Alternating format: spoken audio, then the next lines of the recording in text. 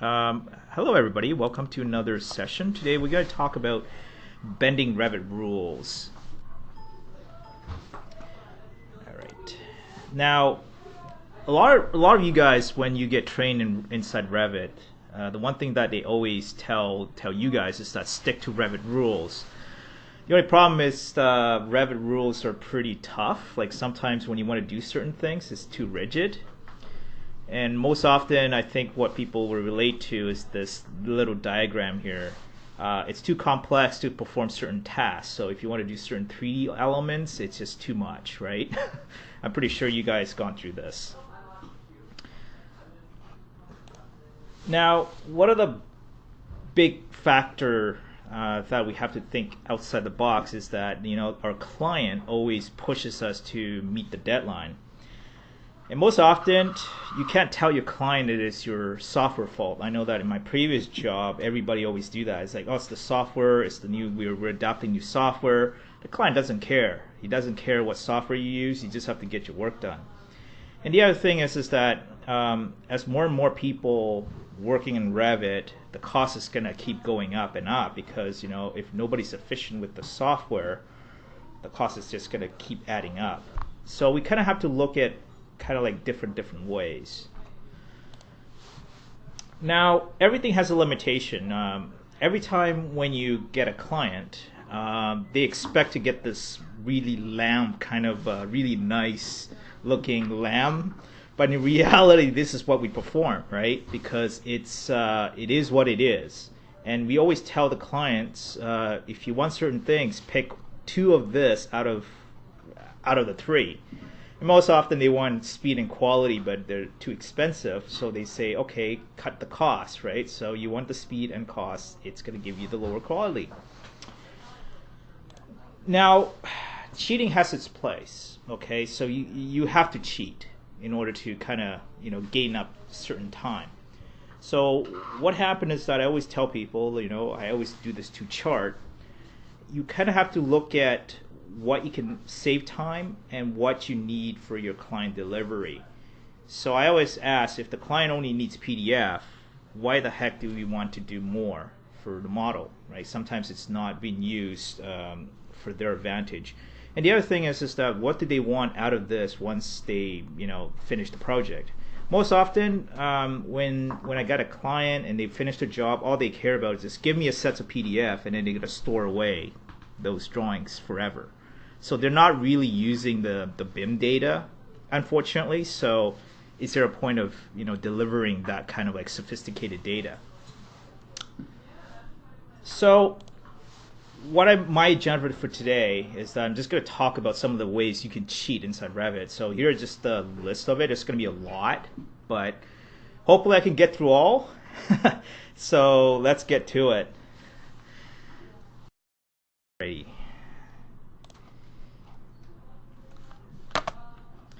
Yeah, my screen's a little bit jerky because of the when it switches to HDMI, sometimes you get that. Okay, so the first thing I want to talk about is how to cheat on dimension. Now, every time when you draw a dimension, let's say you're doing this sort of a dimension, if let's say you want to make this thing replace 8300, and you're gonna get this value, okay? Now, there's a way you can cheat on this. So all you have to do is just go right click. You could use this insert Unicode, and you can say, okay, LRM, and when you hit OK, you notice that it basically overwrites that. Okay, this is the first trick I used. Okay, someone showed me. There's another way. Let's assume that you're gonna use Imperial. Okay, let's assume that I'm gonna replace it with this. And here, let's assume that I want it to be at 27 feet and 0 inches.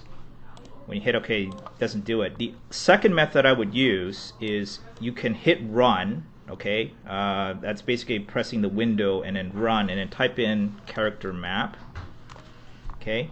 In here, there is just choose Arial. Scroll all the way down until you find like a symbol that looks like feet and inches, which is this 2. So I just select one of them, copy it, and what you do is that you take that feet and you replace that with that symbols, and when you hit OK, you notice that it also gets replaced. So those are basically the two methods that I would use to cheat. All right, those who got here, maybe I should just show you the easiest way. Okay, if you want to cheat, okay, yeah, this is, let's assume that you want this to be 27 feet, right? When you say okay, it doesn't work. So the quickest way if you want to cheat, just right click, insert, LRM, okay, and then hit okay, and then everything just goes through. It goes what? It goes through. So basically, okay. Yeah, so here, yeah, when you click on 27 feet and I hit apply, it doesn't work, right? So right click, you go insert, LRM, and then hit apply, and then, yeah, you're good to go. So what else can you get out of that right click? Yeah, can I see the options? Okay, sure. So what other option you can get out of this? You can open our, like some of the stuff I have like no idea what it is, right? So I think they added this some feature like 2 releases ago, but you can actually add a couple of like, you know, right click, start to write 0, like what the heck? It's like some of the stuff you don't even know. Whoa. Okay, but just choose the top one, then it just overrides everything. Okay, so that's the first thing, how you cheat your dimension. Okay, second trick I'm gonna talk about is that how do you make your plan line up without the guide grid. I'm just gonna open up one of the sample project. Yeah, on a sheet especially. Okay, so how many of you guys use guide grids? Like, Yeah, they're not very good. They're not very good, right? Okay, so here I'm just going to show you, let's assume that you have a title block. I'm just going to use a generic title block. Let's assume that it's this title block. Okay, so what you can do here, I'm just going to duplicate views. So let's assume that I'm just going to delete that. I'm going to duplicate dependent on all this view. So I got this, and duplicate dependent. Okay, let's assume that level 1 and level 2, you want to make it align. How do you do that? Now, the first thing you're going to do, I'm just going to close out of this. First thing you do is that just drag and drop. Okay, and what you could do is that you can do detail line, and you notice that you can actually snap on to the grid. That's what I do. Yeah, so what you do here is that you just copy this, and then if you want, let's say I'm going to go right click, new sheet, 2436. Okay, now the other option a lot of people don't even know is that you can do this. Let's say I'm going to go current. If you don't have any views in your view, you can say copy to clipboard and then hit Control V constantly. So basically what it does is that it just creates all the sheets automatically. Okay, so that's all you do. I'm not sure if you guys know that. Are you saying Control V sheets? Yeah, first you go clipboard, Yeah. okay, and then you go Control V, and what it does is that it basically copies that sheet. So if you have like multiple sheets you want to create, let's say 20 sheets, You don't have to go through the right click, Can yes. you Control C, Control V? You can do Control C, yes, you can do that, okay, Control C, Control V, okay.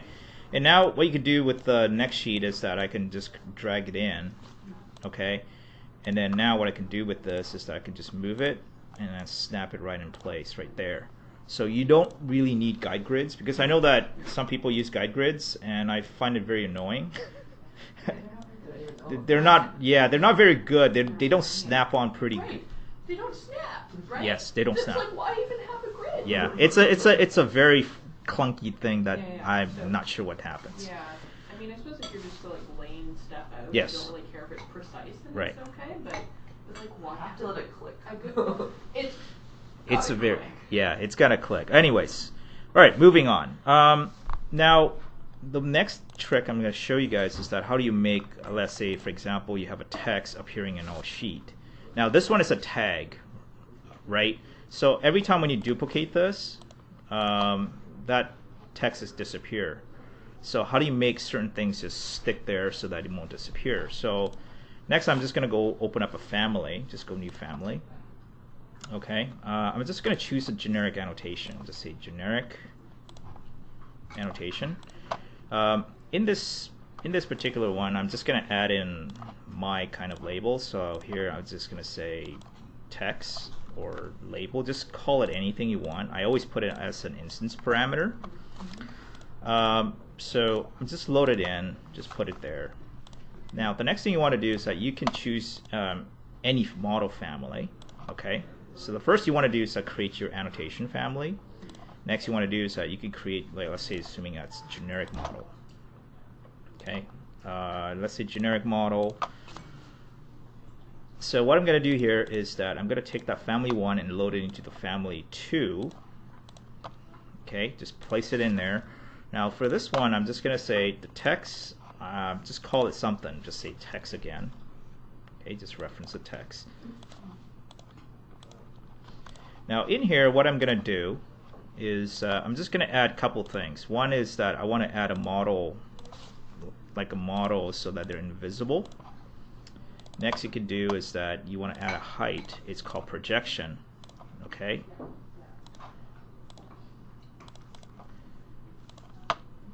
Let's see. I'm just gonna add that projection, and I'm gonna make it instance parameter. So what I'm doing is that I'm gonna add a model line. Okay, so it's going to be invisible. So this invisible line is going to be treated as like a way to kind of extend your text in multiple levels. So here I'm just going to go load it into this project. Let's assume that we're going to go to this. And I'm just going to add it into, let's say, sure, I'm just going to put it here. Now in here, what I can do is I could add a text. If it's in there, there we go. And you can call this room like too many room. Okay. Now the benefit of this is that once I add that in, when I go back to the other one, you notice that that text stays. Okay, it's a family, but it's actually a text. So when I keep duplicating this, let's say duplicating, notice that that text keeps staying at that location. Now the benefit of this is that you can actually change your text height. I'm just going to kill this off, just say none. Are you saying family text can copy over with the sheet duplicates? Is that the gist of it? It's a model family, Yeah. but it's an embedded text into it. So that, you know, like the nicest thing about this is that you can actually put it in, assuming that you have a property line, and let's assume that you're using a tower. Yeah. Most cases, what people do in the tower cases is that they will copy the text and paste it into multiple levels. Problem with that is that if someone changed certain things, let's say spell mistake, right? You have to go through all that level and just fix it. So versus this, you don't have to do that, right? So because what I could do is that when I go to roof, let's assume that it doesn't show up here. I could take that family and say project that 100 feet up. So that one text can represent all your property line. Let's assume that your tower is 100 feet. Or whatever. So this text alone, you can just represent it in all the levels. So you have one text representing everything. Okay, sort of get it? Sort of. Like if you have street names, right? Yes. And you just want them to, for Show up. orientation purposes, you could just do Yeah. that on the street, and then it would appear, and Yes. you don't have to copy it as a detail Text. back text. Yes. Yeah, it just wasn't well out. So basically, it's a very handy thing. I use it a lot in a scenario. I know that in some projects I'm dealing with, that you will see this as a room replacement, because you can actually put this inside a group. Once you have that, it will just replicate those information to all your groups. Okay, I call it room a site label. So if you do see it in the project, that's the reason behind that. That's how I do it. All right. Question. Yes. So you projected that one text, right? Does that mean on that, it's like offset 100 feet? Yes. Is that gone from your level 2 or level 1? No. It's just basically it starts from level 1. Okay, whatever levels you want to put in. If you want to put in like to the lowest level, that's the starting point, and then projection is just basically telling it to go up, like how high you want to go up. Can you choose like 3 levels? You can, but you just have to know how high your level is supposed to be. Let's assume that it's 10 feet in floor to floor. Then you say it's 30 feet or whatever. Then it shows up in 3 But floors. it's not level dependent. It's just a height. Yeah, it's just a height. Okay. All right. So whenever Revit slices the floor and it cuts through that particular family, then that text will appear. Okay. It does work for, I think ceiling plan has a little bit issue, but you have to double check. Okay. Because here I'm using generic annotation, but once you switch it to other families, let's say furniture and stuff like that, it may not show up. Okay, so it's kind of one of those weird things that Revit does. Okay, the next thing I'm going to talk about is that how do you make revision appears in all sheet?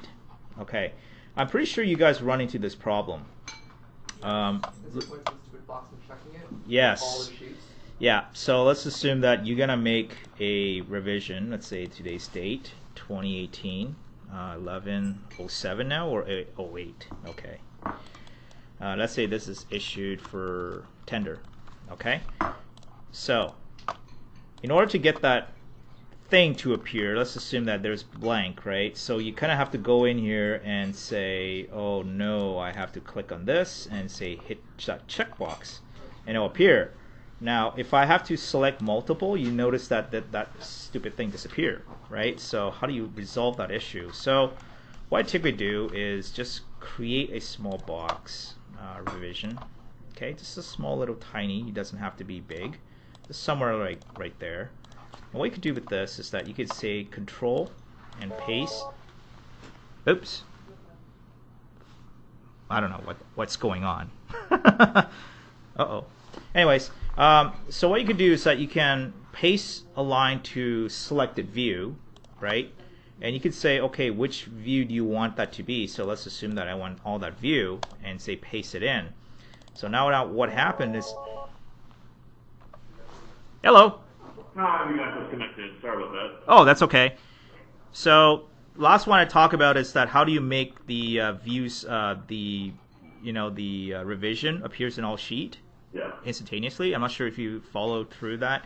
So what I did is that if you want that whole thing to appear, all you have to do, the first thing you want to do is just make a small revision box, copy that revision box, paste it in, let's say selected view, and then you can pick, okay, let's assume that I want to copy to all my sheets right here and say hit OK. So what happened now is that when I go into one of those sheets, they're all copied in. Okay? And if I go into, let's just assume that this is my plan, you notice that 6 is appearing. Okay? Very easy. Now the next thing you want to do with this is you go click on revision and say, okay, just say none, and then that revision just disappears.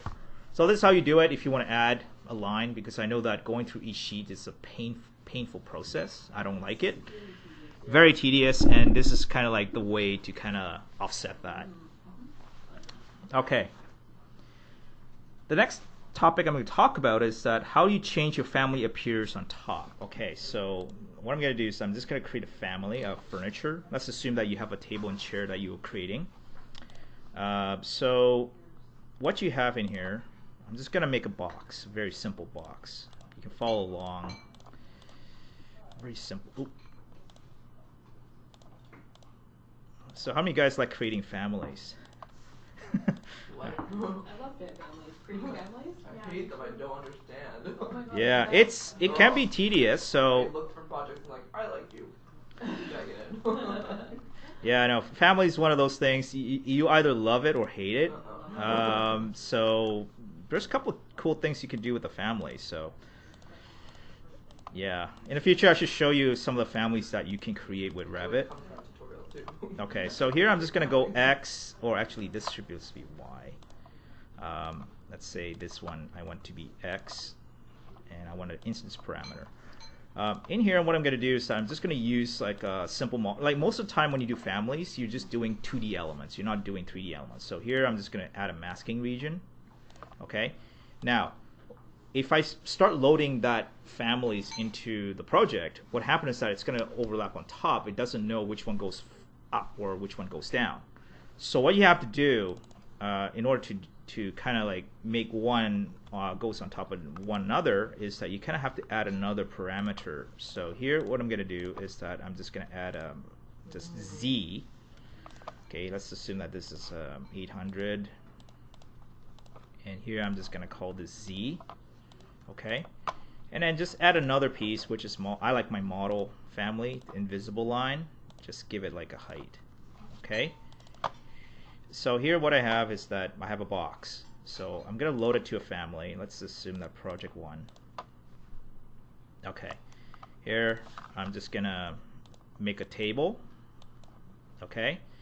And next I want to do is I want to copy this. Copy. Let's make a chair. Let's assume that this is 2 feet by 2 feet. Okay. Right now it doesn't know what to do, right? Because it's overlapping. Now the next thing you want to do here is that let's assume that this is 4 feet. So now what you can do is that you can say, okay, this one I want it to be 5 feet. So you can tell it to go which one goes up, which one goes down. So if you have certain element, like a family, that you want certain things to go on top of one another and it's a masking region, this is a perfect way to do it. Just add that parameter in there, say Z elevation. Give it a height, and then you say that, okay, I want this to project up, and then whichever goes to the top, right? Whichever has the most value, then that's basically going to go on top. Okay? Simple stuff. I mean, this is stuff that I'm not sure if you guys know. It's pretty simple, right? Okay. How many guys use fake elevation to reference? Like fake elevation, you have to type it in. Slab edges, yes, yes. Okay. There's a way you can actually tie it into the real elevation, okay, using fake. Okay, I was going to show you how I'm going to approach this.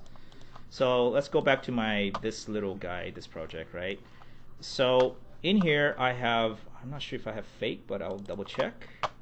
Let's assume that you want to use one of these guys, right? Elevation, right? This is a perfect way. Here, let me copy that. Okay, let's assume you want to fill in this information, right?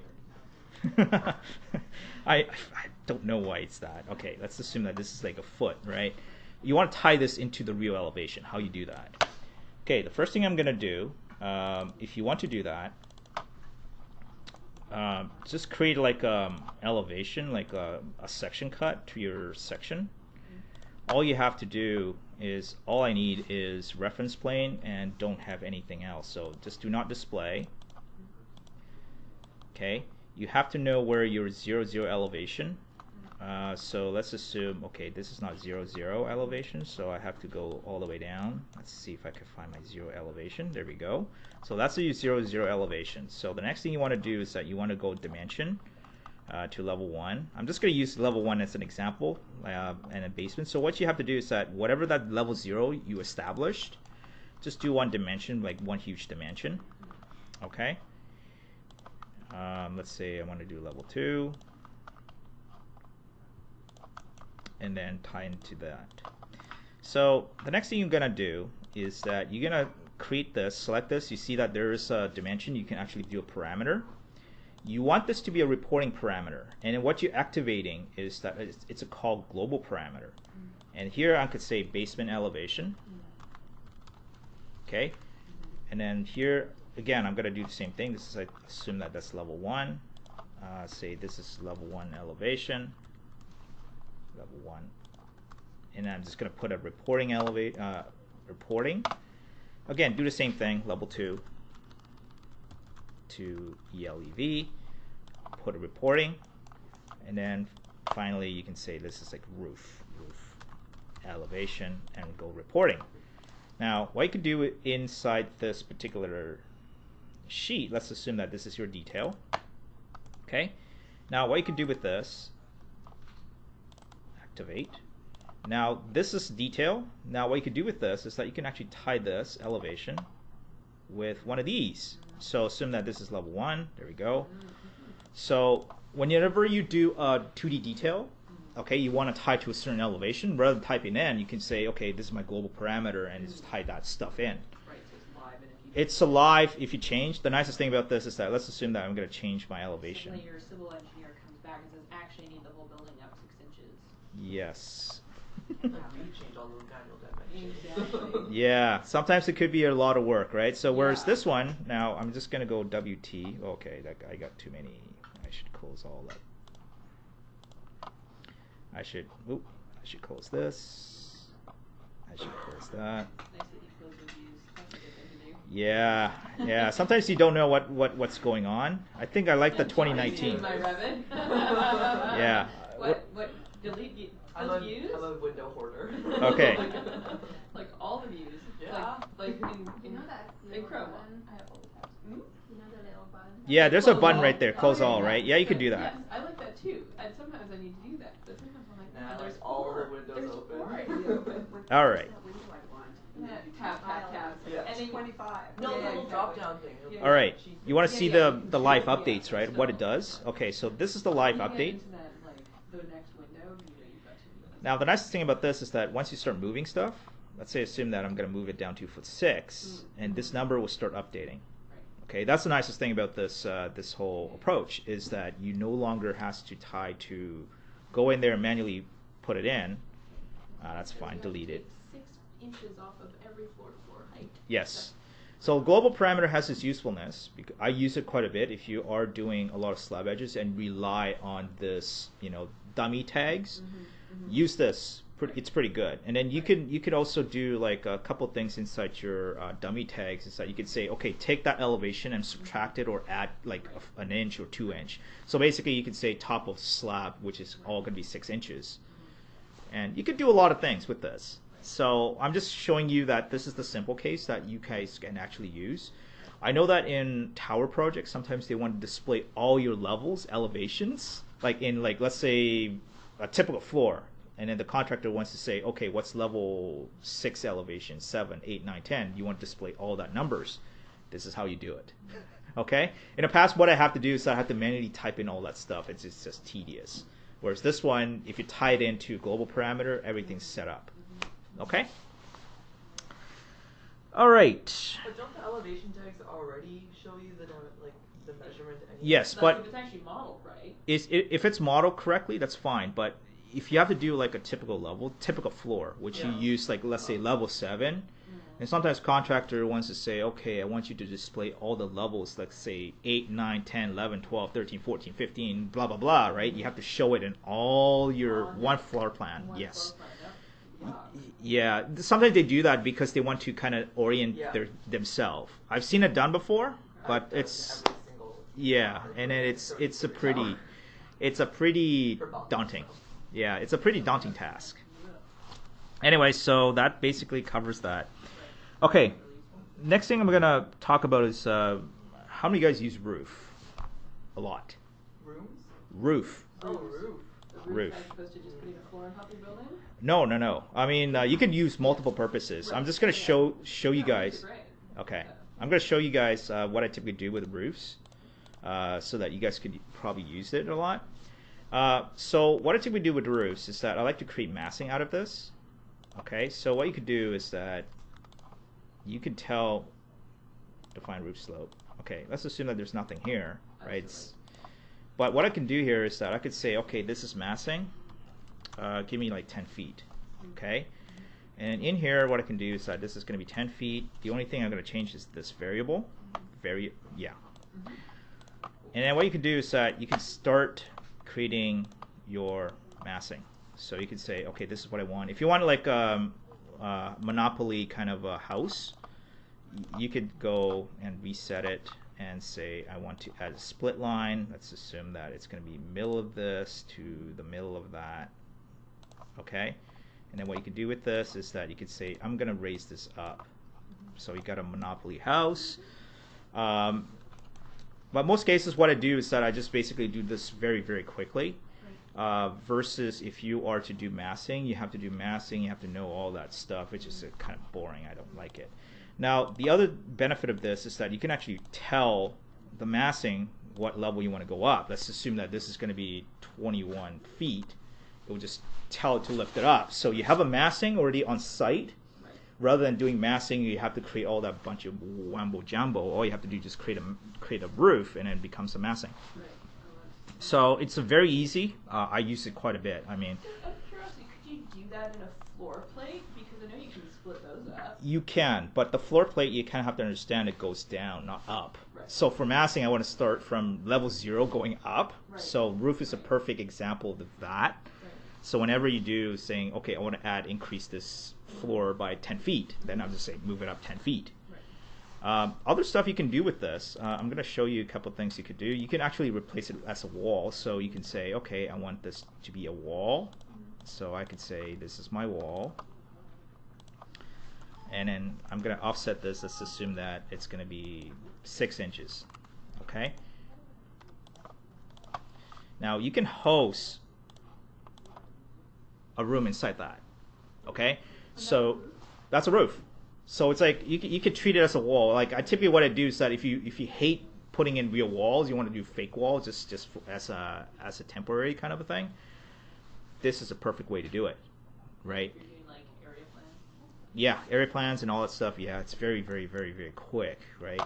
And the other thing you can do with this is that I know that some people like to do this called corner mullions. Let's do a wall. Oh, like in curtain wall? Yeah, like in curtain wall, what you have is that you have this little pieces you want to do it. What I typically do is that just use a roof, okay? And you can say, okay, if that corner mullion piece, it's very difficult to kind of hard to do it inside a real family or mullion family. Just use a roof. I mean, it just covers all your bases basically. So I cheat a lot with using just roof because you know what? It's room bounding as well. So Right, so you can close it so that it doesn't. Yeah, so you could do that. as opposed to a column. You can. Because you can do corner mullions with columns. Yes, you can, but you have to constantly create different conditions, which is kind of defeats the purpose. Oh, so that flexes with your curtain wall? It doesn't flexes, but you can say attach. Let's assume that if you want to flex it, you can always Change the lines. yeah, you can always say okay, pick that corner and just say lock it, and pick that corner, you lock it, Right. kind of a thing. So you get that kind of a relationship. But I like to do this as just more of a convenience because you don't have to create multiple things. And assuming that your thing is 10 feet, and you have a corner piece, so it's pretty easy. And the other thing I always use this for is, have you guys used like parking? Like let's say assume that you want to do like a parking aisles and stuff like that, just to illustrate. This is a parking strip that you can't. This is where handicaps goes in and all that stuff. I just use roof. Just use parking stripe. Or even like if you want to do like tiles, like tile layout and stuff like that. This is a perfect way to do it rather than using floor. The reason why I do it is because when you do slab edge, the first thing you turn off is roof. I just turn off all the roof. All you see is just floor slab. So I treat roof as finishes as well, right? So floor finishes. Makes it a little bit easier just for people. Like I know that some people say, oh, I just use floor for things, like for finishes. But the problem is that when you do slab edge, you have to go in, filter stuff out. Versus if you do the roof, the first thing you turn off is roof. Right. Okay? So parking stripes, in here I can say, okay, this is going to be 2 millimeter, for instance. And then you can say this is parking stripe. Let's do carpeting as a and then what you can do is that this is my carpeting. Bathroom tiles, same thing. I just use this, much easier. You don't have to do a lot of stuff. Using detail lines. Yeah. Like grouping them and then hiding them. Yeah, so you no longer have to do like Or like multiple floor types, with the. I don't even do the floor type. It's like hatching. Yeah, it's like hatching. for parking. Yeah. So for this, I just use it a lot. Try using it because I use this quite a bit. Because it's so easy, right? And yeah. All right. Okay. The next one I'm going to talk about is the overriding schedule value. How many guys do like a room schedule? And then you have to let's assume that when you go to a room, it's like, oh, this room just does not get picked up, right, inside your schedule.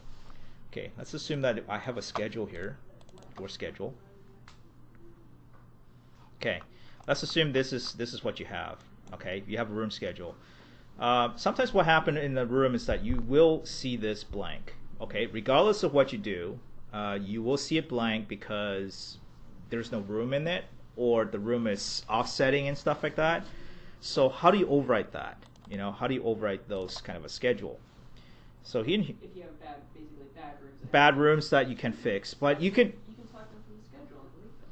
you can delete them. No. I mean, what I'm trying to do is that you have a door, and that door is relate to a room, Right. and then sometimes the room you cannot change the value because the door just does not pick up the room. So in a lot of the cases, what happens is that sometimes you will get this blank. Okay, here you could just say change, service corridor and switches back and forth. But in some cases, you can't do that. Okay, you will run into this problem later on. I know that in one of the cases down in Seattle, they were asking about this. It's like, how do you replace it? Okay, inside your room, whenever you place a door and then there's a room, it will pick up this information. Or it should, right? Yeah, it should. Right. But in some cases, you can't. Right. Okay? So here I'm just going to show you how I would cheat this. Let's assume that this room I want to, instead of call elevator machine room, I'm going to call it balcony. Okay? In this list, you have nothing. Right. Okay. You How do can't override the name in the schedule? 'Cause I thought you could. Yeah, can't you just rewrite Yeah, because balcony? you just type over. You can change it. Nope. Because this is tied to a room. Oh, so you could do that in the room schedule, but not in the door schedule? Gotcha. Okay? Got it. Okay, so you can do that. You can override that. There's no room in this case. Right. Yeah, if there's no room at all. then you If go- there's no room, yeah, that's fine. Right, Okay. like yeah. Okay, so how do you overwrite this? Let's assume that I want to call this balcony. Okay. Okay. So my rules. I'm gonna hand out this this write up to everybody. So what I did is that this is how I do it. Overwrite your schedule value. The first thing you want to do is that you have to add a condition called the room condition value. Now this has to be a number. Okay. Okay. Because what happened with this is that the number represents room. So in here, what I have is that if the room condition value is 1, give it room 1. If it's a room condition 2, call it room 2. So what it does is that if you will have schedule that is so messed up that a lot of holes inside your schedule, and sometimes what I have to do is that you have to overwrite that value with something else. Right. So this one, I'm just creating a chart. Sometimes you can go up to 20, 30, depending on how much. But all of it, just, this is a template. That's not a function if there's been some kind of corruption in the room, it's just an error.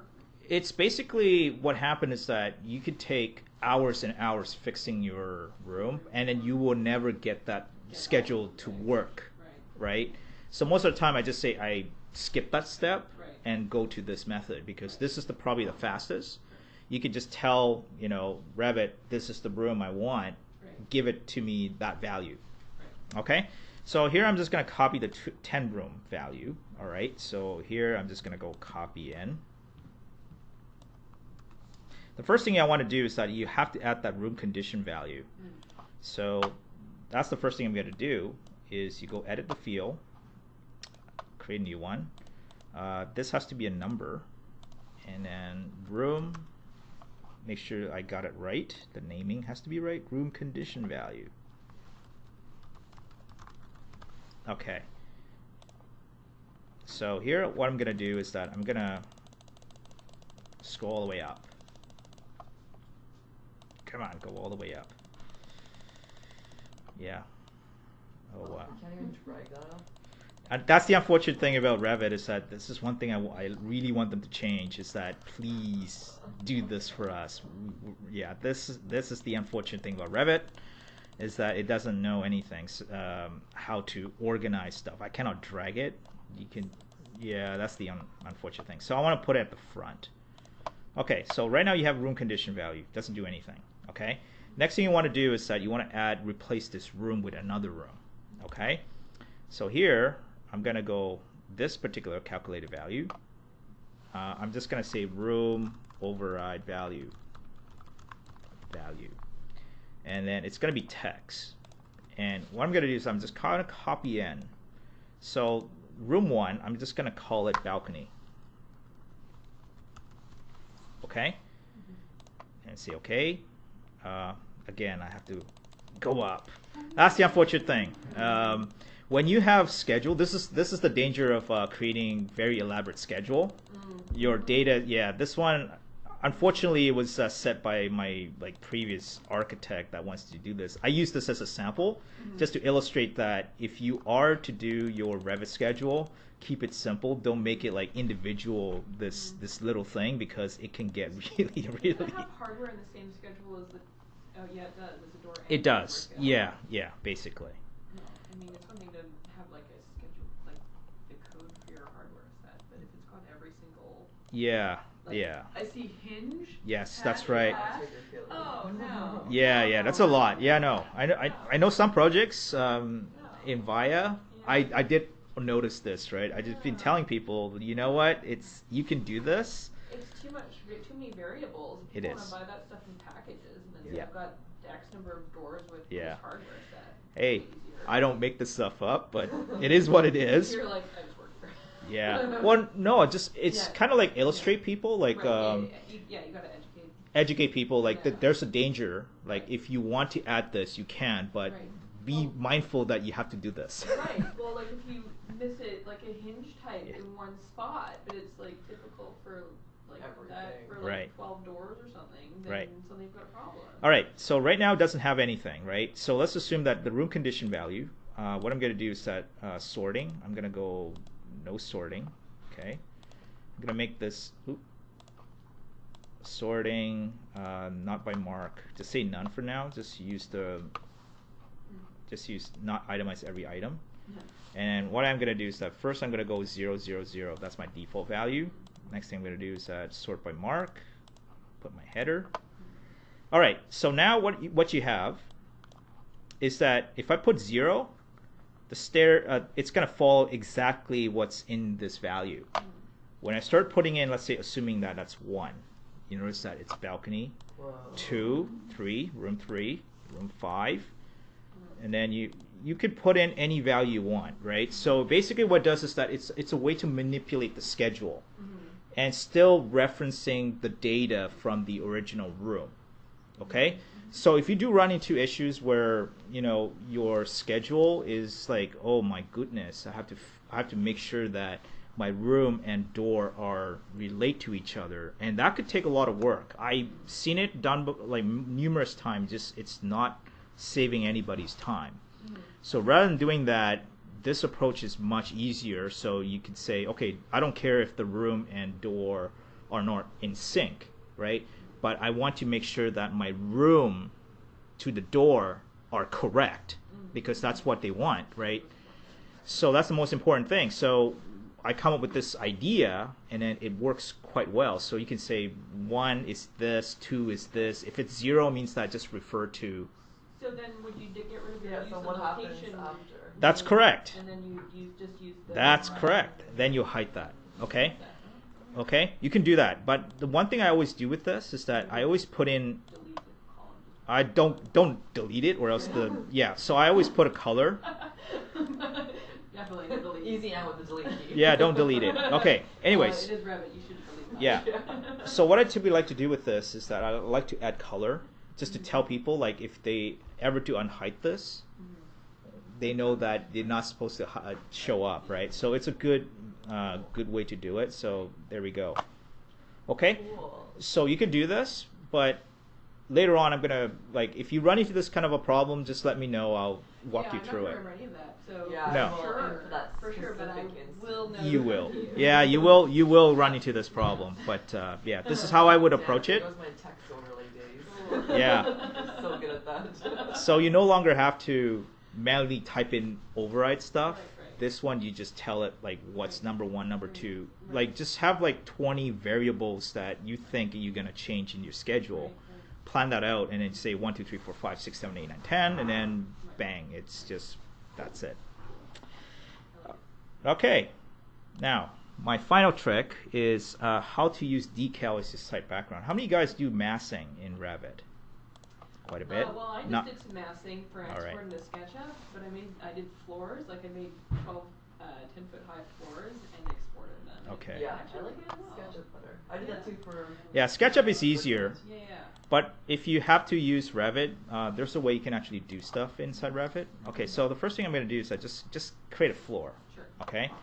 The next thing you want to do is that you see that there is one called the DECAL. Nobody uses this thing. Okay, nobody understand. All they care about is that when you do rendering, Yeah. you can put an image into it. But what I typically like to do with this is I create like a site plan.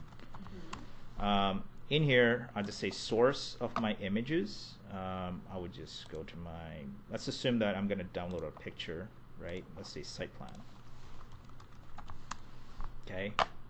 Yeah, let's take a picture from here. Well, that's a good one. That's a good one.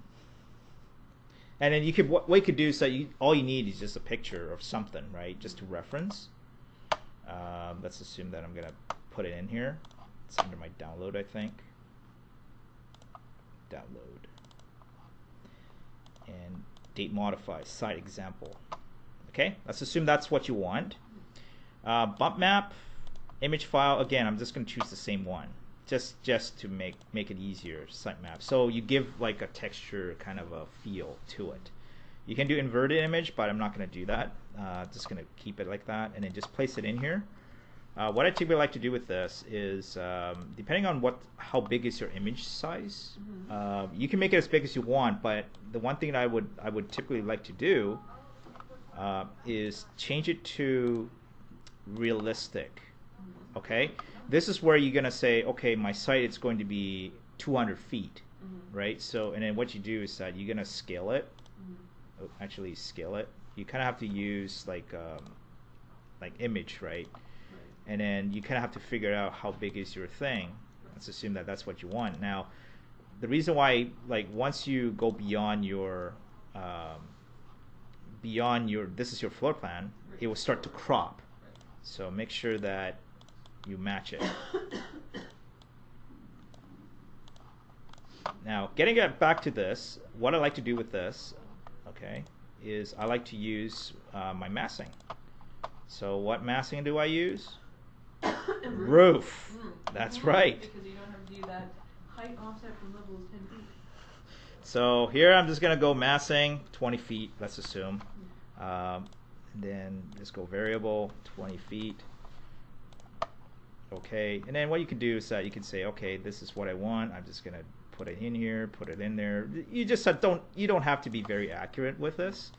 All you have to do is just say define slope, and then say there we go. And then nice thing about this is that you can do shadow study.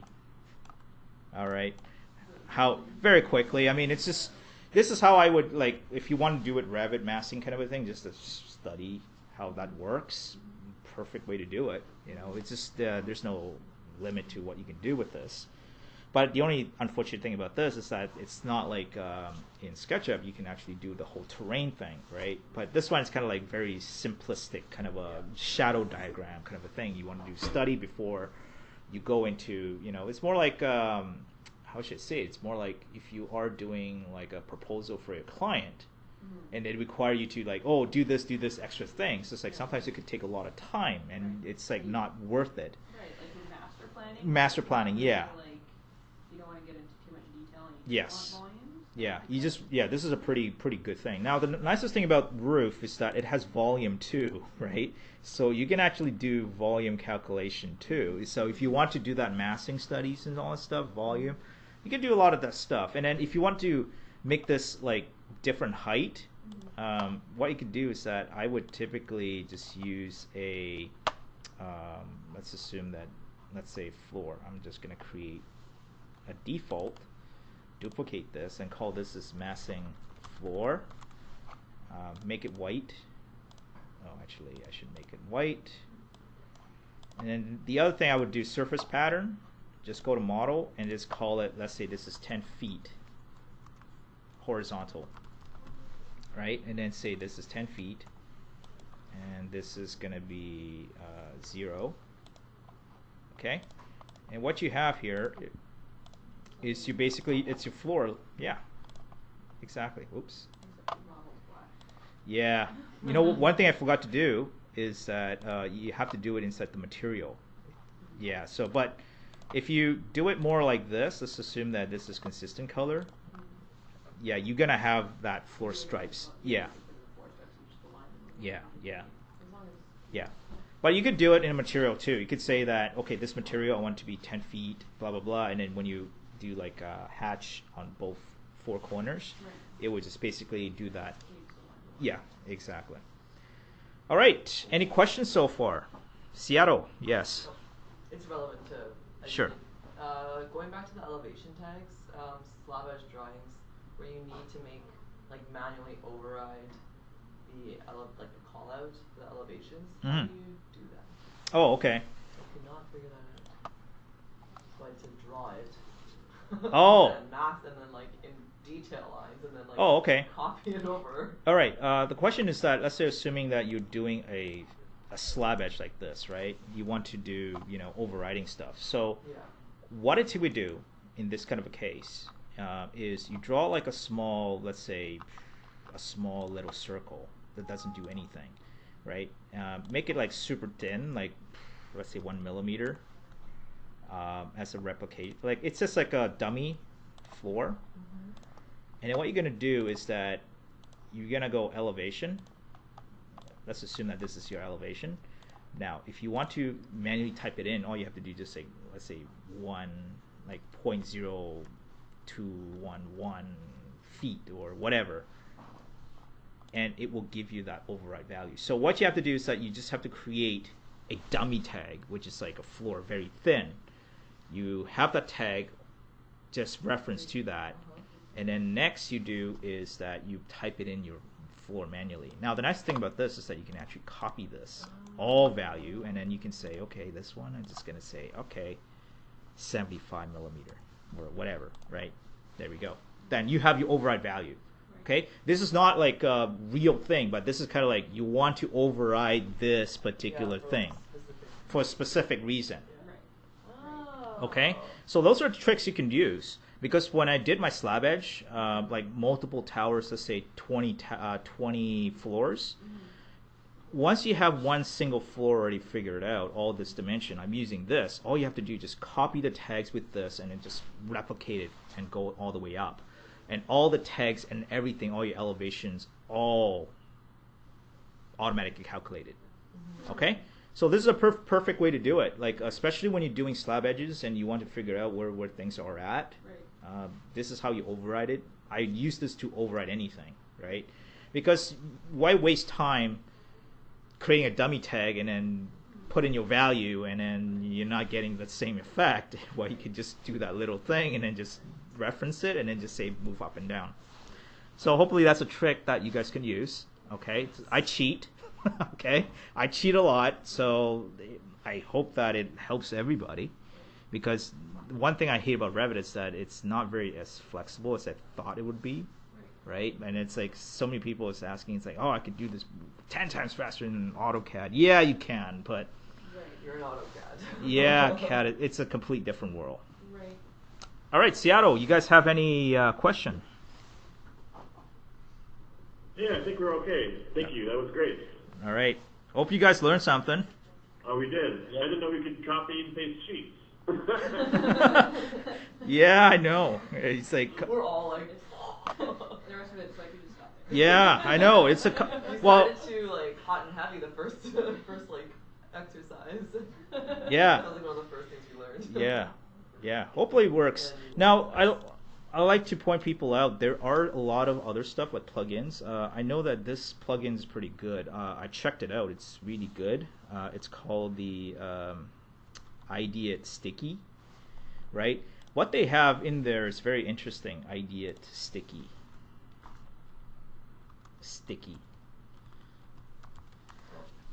All right. What they have is that they have one particular one that I'm very interested, which is basically you can copy your views and your sheet and replicate it. Right? Let's assume that in a one process you wanna you run into a problem where you have to duplicate the sheet and you have to do all that work, right? Whereas this one, it has a way to do that. So I checked it out with one of their architectural things, and they have a solution where you can actually copy it. I think it's one of their apps. I don't know which one. Do you mean like currently in Revit you would have to duplicate every view? That's correct. And create a new sheet, Yes. put all the new Yes. views on it? Yeah. So I know that in a lot of cases, in my past job, where people were saying, I want to duplicate the views and the sheets together, how would you do it, right? And then there isn't a way to do it. You could do Dynamo. It's like very difficult to do it. But this one, what it does is that it has a way to basically smart, like view creator, right? You can create view and clone it. This is the one. Copy sheets and property and place into views that align with the previous one. It's called a cloning technique. It's a pretty powerful thing. And then I was like looking at it. It's like I've used this before, because what we did is that remember the dummy schedule I've talked about, like how you take Excel, you want to link it into like your Revit, and in most cases you cannot live update it. With their tools, they have a way to kind of update that. So it gives you the live link. So whenever you modify your Excel schedule, it gets updated inside your Revit. Okay? So Yep, it's a pretty good thing. They're not cheap, but they're one of the best, I would say. There's another tool, I think it was there's a couple other ones, but this one is probably the new one. It's pretty good. Also, spell checker. If you run into issues, QA/QCs, where you want to spell check, Revit has a very how should I say it? It's not the perfect spell checker because it only checks for text, but it does not check for, let's say, if you have data that you need to spell check. It doesn't do that. So Ideate Spell Check does that. So it replaces all that information that someone put it in wrong. Okay. It could check for that too. So this is an extension. I'm probably gonna talk to the vendors and ask them for pricing, just to see, because it's a pretty powerful thing. They have a network license. So network license, what does is that if one person uses it, the other person can't use it, kind of a thing. But most of the cases, you just only do it once. You don't have to do it every time. Everyone needs. Yeah, this. exactly. All the time. Yeah. Yeah. But yeah, Like the you spell check like twice per project. Maybe. Yeah. Right. But the use one is like, okay, you do that when Yeah. you're doing the big sheet setup. And then All right. for another 2 months. Well, if you guys don't have any question, we'll just end it today. Thank you very much.